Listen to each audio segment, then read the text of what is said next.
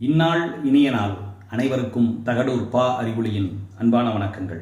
கணவன் மனைவியாக இருந்த இருவர் தன்னுடைய குழந்தைகளுக்கெல்லாம் திருமணத்தை எல்லாம் செய்து முடித்துவிட்டு தங்களுடைய பணிகள் எல்லாம் நிறைவுற்றதாக எண்ணி இனி நாம் துறவறத்தை மேற்கொள்ளலாம் என்று முடிவு செய்து இருவரும் துறவிகளாக சென்றார்களாம்.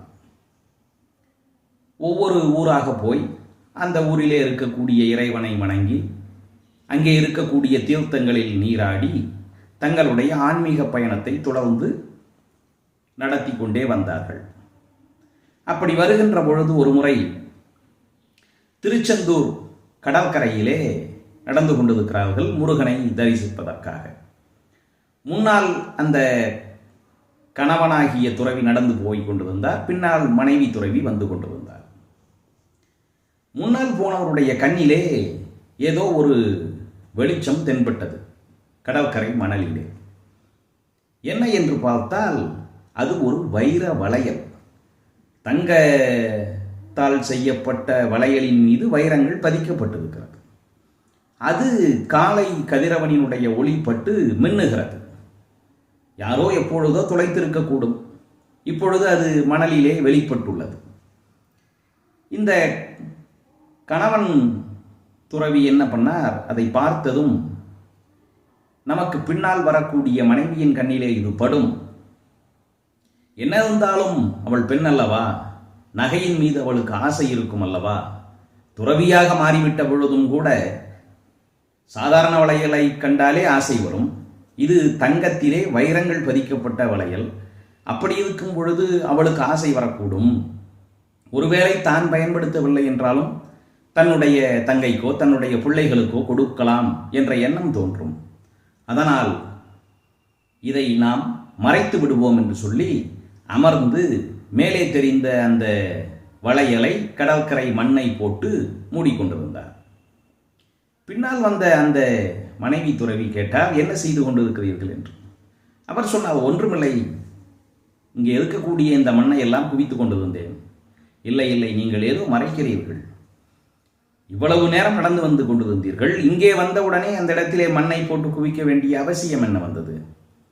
துறவிகள் பொய் சொல்லக்கூடாது அல்லவா? இப்பொழுது அவர் சொன்னார், இல்லை, இங்கே ஒரு தங்கத்திலே வைரங்கள் பதிக்கப்பட்ட ஒரு வளையல் மின்னிக் கொண்டு வந்தது. சரி, அந்த வளையலை நீ பார்த்தால் ஒருவேளை உனக்கு ஆசை வந்தாலும் வந்து விடுமோ என்று நான் நினைத்தேன். அதனாலே உன் மனதிலே ஆசை தோன்றி அது உன்னுடைய துறவுக்கு ஒரு களங்கத்தை ஏற்படுத்திவிடக்கூடாது என்பதற்காக நான் அதை போட்டு மூடினேன் என்று சொன்னார்.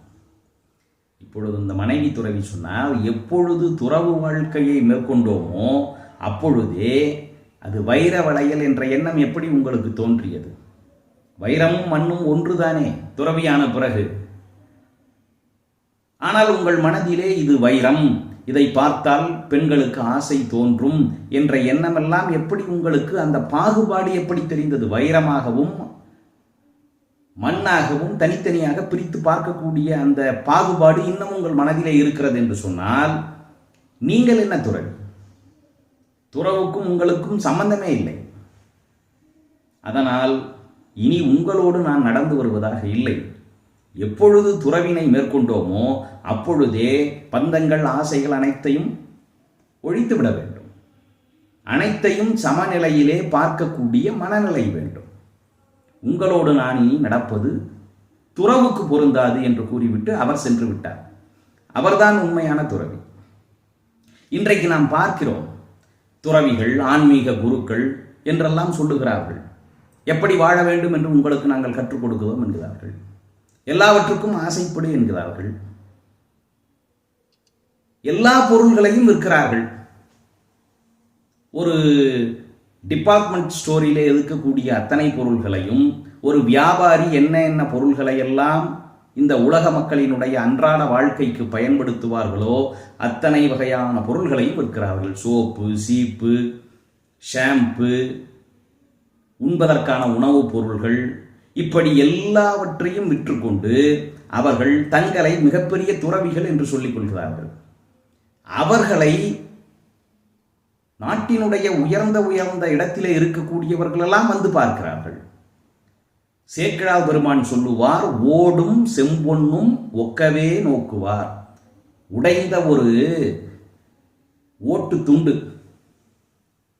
நல்ல செம்பொன் அருமையான தங்க கட்டி, ஒரு செங்கலையும் ஒரு தங்க கட்டியையும் ஒன்று போலவே எந்த பாகுபாடும் இல்லாமல், உயர்வு தாழ்வு இல்லாமல், மதிப்பு குறைவு என்று இல்லாமல் பார்க்கக்கூடிய நிலை யாருக்கு இருக்கிறதோ அவர்கள்தான் ஞானியர், அவர்கள்தான் துறவியர்.